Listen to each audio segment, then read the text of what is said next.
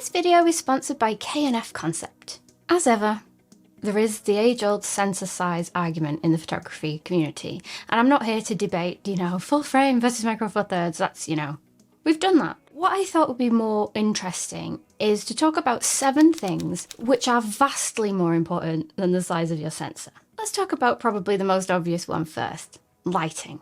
You could have the biggest sensor on planet Earth, but if your photograph has boring, bad light, it's going to be a bad photo. Similarly, if you're in a scene with good, dramatic lighting, pleasing lighting for portraits maybe, if you have quality light, it doesn't really matter that much what you take the photograph with. It's like, when you see these iPhone adverts at the moment, I keep getting them all the blooming time, where they film like short films and it says shot on iPhone. And it's like, well, yeah, because you've probably spent $1 million on the lighting and the set design and the overall sort of atmosphere and composition of the scene. Of course you can shoot that on an iPhone. You're on a really professional film set. In that sort of environment, any sensor size would perform pretty well. And I think it's really down to marketing. I think for many a year, maybe many a decade, it went from megapixels, you've got to get more megapixels are amazing, to being like, okay, people have kind of figured out now that that's done.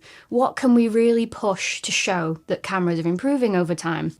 Sensor size. And of course, there are different characteristics and different benefits of having larger sensor sizes versus smaller ones, but it's not the be-all and end-all. This matters exponentially more. Your lens choices. I love the excitement that you get when you get a new camera. I'm clearly addicted to it. I'm a camera hoarder. New camera day is indeed the best day.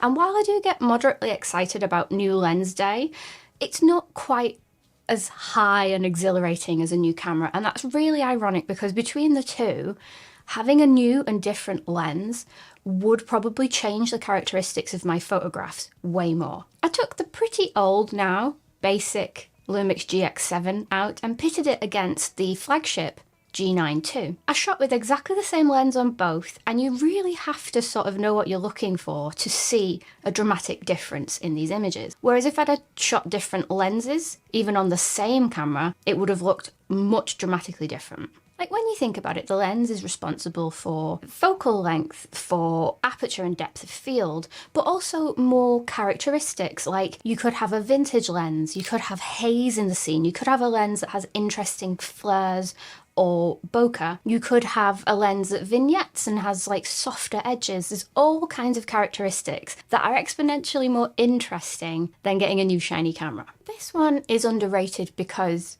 I think it takes a lot of effort. How well you know your gear. I've been in many a tricky situation, like in the pit when you're shooting concert photography, or actually in the pit if you're shooting informal concert photography, or the dance floor at a wedding when people are busting moves and you can't see your blooming camera. In a bird hide when a bird is about to take flight. All of these moments, you really need to have sort of a symbiotic relationship with your camera. It needs to come from muscle memory and it needs to come instinctively and as quickly as breathing. I get loads of emails and DMs every week and it's wonderful. And one of the biggest questions that I get asked is, I'm going on holiday in a couple of weeks and I really want to upgrade my camera.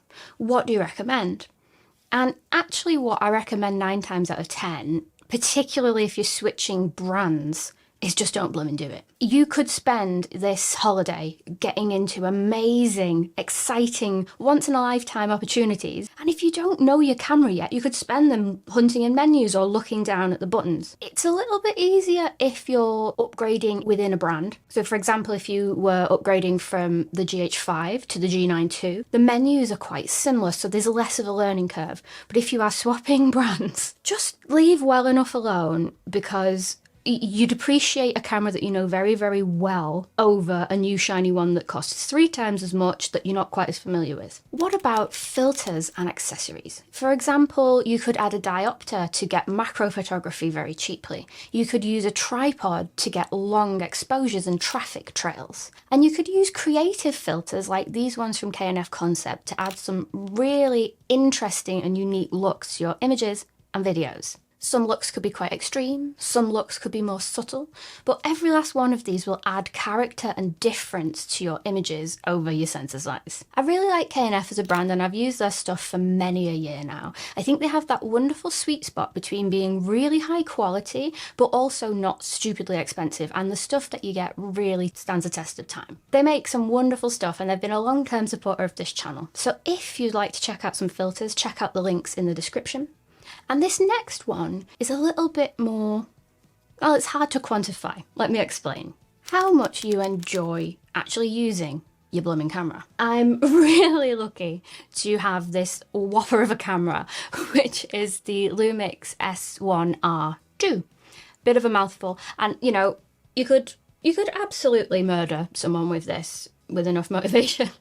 It's so heavy. Right, back to the point. It's huge. It's got a full frame sensor. It's got a 40 megapixel high resolution sensor at that. It is undeniably a flagship camera. I use it for corporate video. I use it for weddings when I come out of retirement every so often. I use it for bits and bobs for YouTube sometimes. Do I pick it up and take it on a photo walk? Do I blooming hell? I know personally, even though it's 10 times less of a camera, that I would pick up an LX10 or a GX85 and go out and have a great day with it way more often than I'd lug that chunky thing around. So I think spec isn't everything, and cameras that you enjoy using and will take out and use more is way more important than the size of the sensor and even the spec. Obviously for professional stuff, you know, we do sometimes need to have these flagship cameras, but for fun, for hobbyists, for just getting out and enjoying photography, it's nowhere near as important as brands will lead you to believe. And the flip side of that one is, how does the camera you hold make the person you're photographing feel?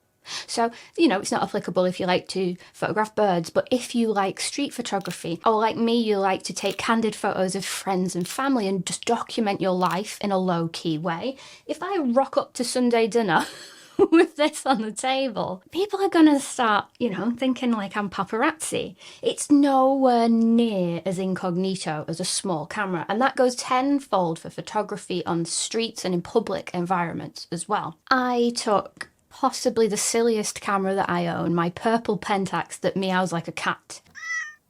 I took it to a hen party of a very dear friend of mine, and I got so many funny informal photographs, and everyone was laughing when the shutter sound meowed. I got some really nice stuff, and I just think, like, you know, you don't need a camera that meows, but having a camera that people are comfortable around is worth its weight in gold if you're looking for those candid, authentic moments. And perhaps the hardest truth on this list is you've got to take the time to learn and practice photography in general. And I say this from a place of love and understanding, because when I was starting out photography, exclusive, old, terrible photographs from my very earliest dipping my toes into the water of photography. We've all got to start somewhere. And I took most of these on like a Sony compact camera. I was convinced that if only I could afford the shiny flagship camera, that my photographs, I could press a shutter and it would suddenly look like my hero's photographs.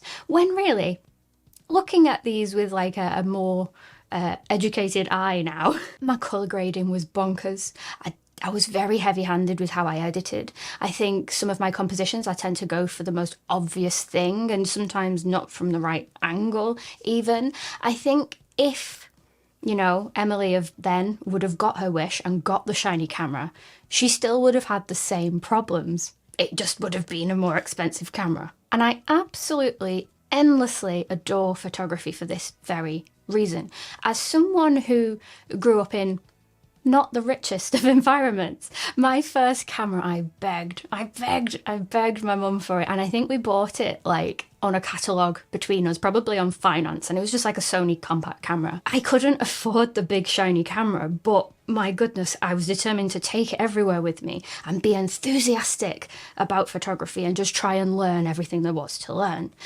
And you know, I really commend that. I think it's a level playing field. If you take someone with that attitude and pit them against someone who goes straight out on day one and spends £3,000 on a massive flagship camera, but doesn't take the time to like actually learn it and go out and experience photography, the person with the enthusiasm will outpace the person with the fancy gear every single time. And as someone who didn't have access to the shiny gear for a long, long time, I really, really appreciate that about photography. There's always something else to learn. So I think this whole video could be summed up with, don't throw money at the problem. It ain't gonna fix it. And also, just come at photography with enthusiasm and joy and creativity and just go and have fun with it. Or maybe it could be, it ain't the size, it's what you do with it that matters. Well, that would have... No, that's a much less good title. Anyway, thank you so much for watching and I'll see you in the comments.